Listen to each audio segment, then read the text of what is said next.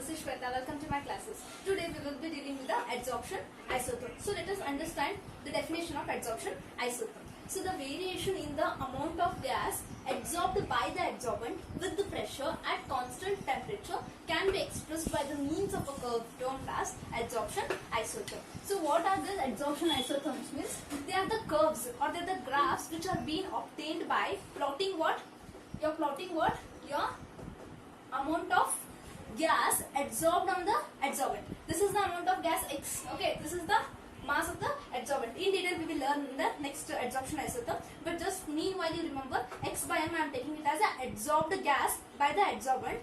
Okay, with the pressure they have said. So here I take the pressure. Here pressure goes at constant temperature they have said. Here the name itself suggests isotherm. Iso means what?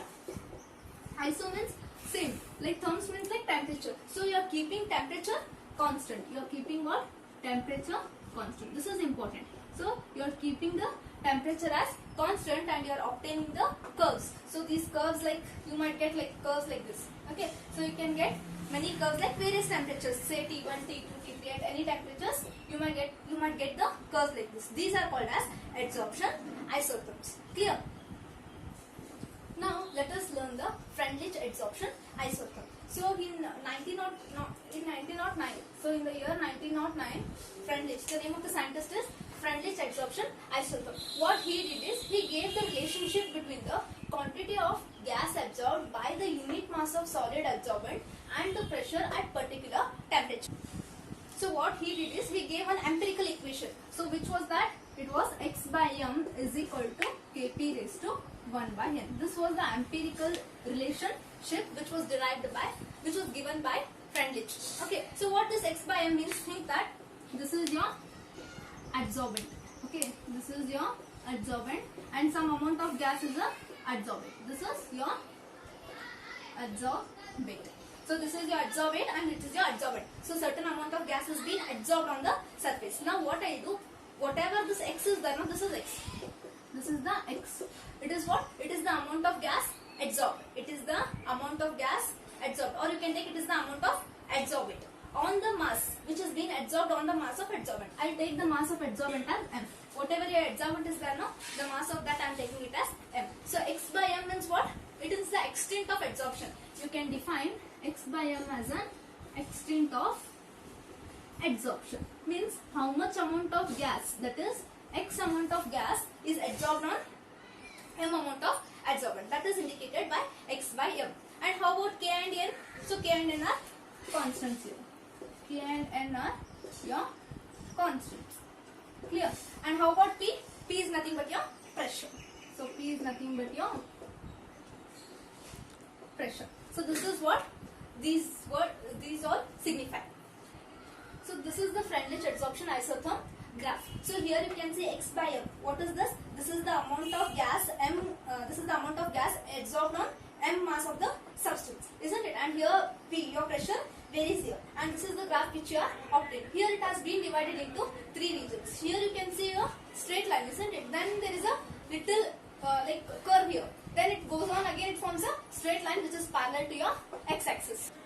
So first case, what we will take here? First case at low pressure. This is very low pressure region, isn't it? Pressure is increasing like this. So at low pressure region, what is happening? Here, whatever the amount of gas adsorbed on this adsorbent is directly proportional to the first power of the pressure. Means it is linearly varying, isn't it? So the extent of adsorption varies linearly with the pressure. This is the first case.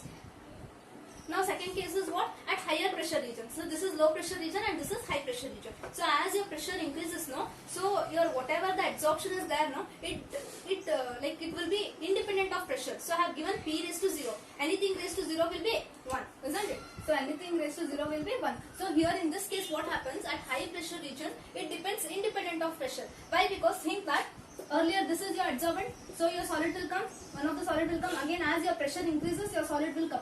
Once it is completely filled, think that your surface is completely adsorbed, even on applying pressure there is no space for the adsorbent molecules to come and adsorb, isn't it? So even on applying higher pressure region, what happens? You will get a straight line which is parallel to your x-axis. Hence at high pressure what happens? It is adsorption is independent of your pressure.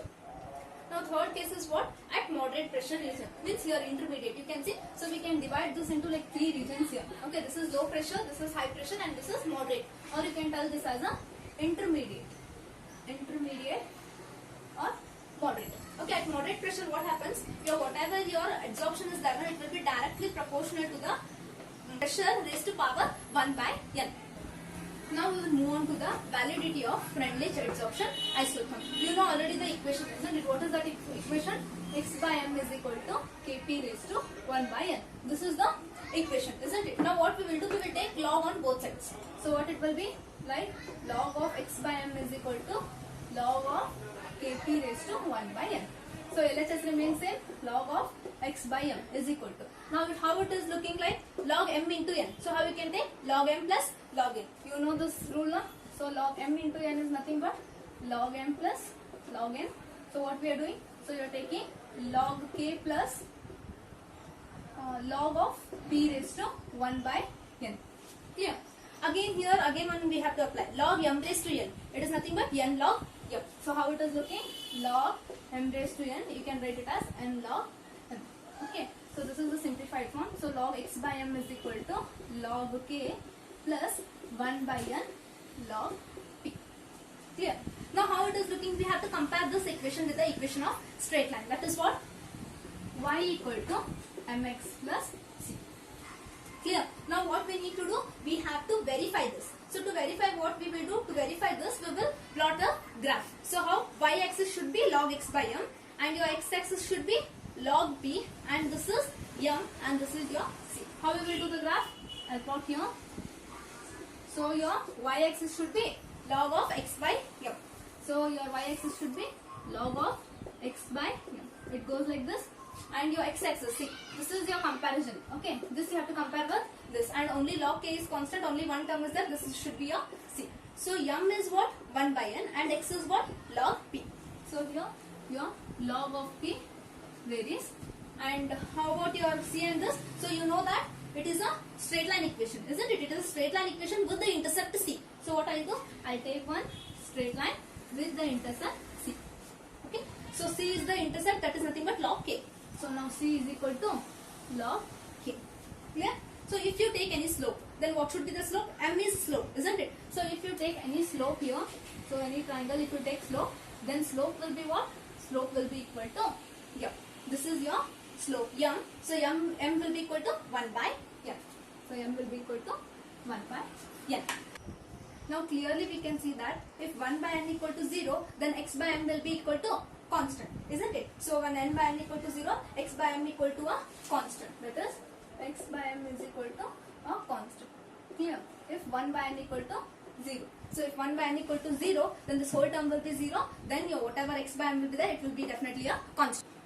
If 1 by n equal to 1, then x by m equal to kp. It means what? Your x by m, whatever is there now, your extent of adsorption varies directly with the pressure. These both the conditions are being, like you can say, they are supported by the experimental result. But what is the Freundlich adsorption isotherm drawback is that it fails at high pressure. So only the drawback is it fails at high pressure.